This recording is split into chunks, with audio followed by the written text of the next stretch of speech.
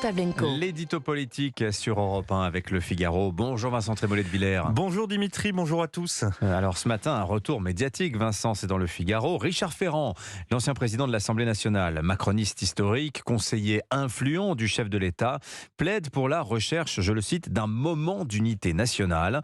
Il dessine, Richard Ferrand, les contours d'un gouvernement qui s'étendrait comme ça des socialistes modérés jusqu'à une grande partie des LR. Bon, ce serait finalement la solution pour débloquer la situation politique, Vincent ?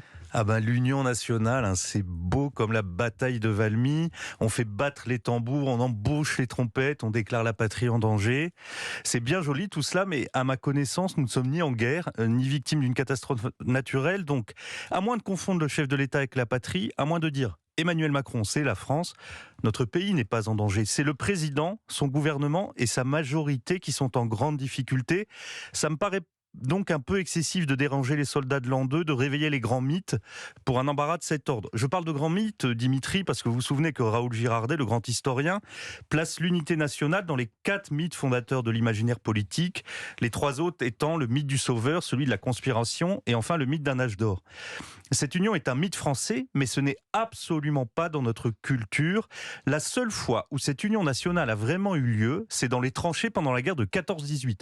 Et encore, à l'époque, au Parlement, les débats restaient très virulents entre les différents partis. Et on est quand même très loin aujourd'hui de la bataille de Verdun. Là, précisément, nous en sommes à la loi Industrie verte. Mais pourtant, cette invocation de l'Union nationale, Vincent, nous l'avons entendue également au moment du Covid. Oui, à l'époque, c'était plus légitime. Et en fait, ça n'a pas duré très longtemps. Aujourd'hui, nous vivons une crise politique qui est d'un tout autre ordre qu'une épidémie. En outre, cette crise est le fruit d'un exercice démocratique, d'une élection législative.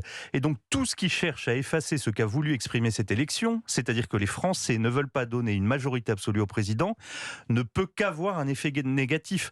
Si le moment d'union nationale a pour objectif de faire oublier la réalité de la représentation nationale, cela ne peut qu'aggraver la crise que cette proposition prétend régler.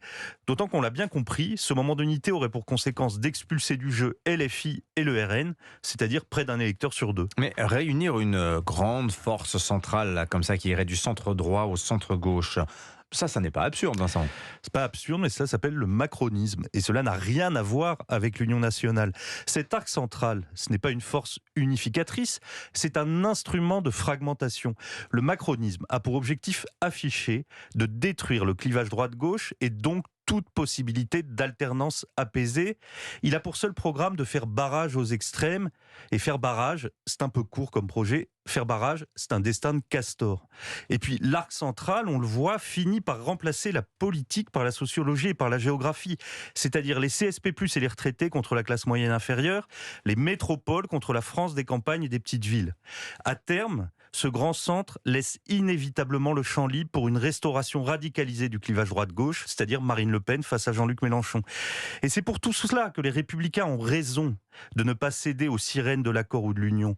Si la droite s'enchaîne d'une façon ou d'une autre au macronisme, elle prend le risque d'être emportée avec lui.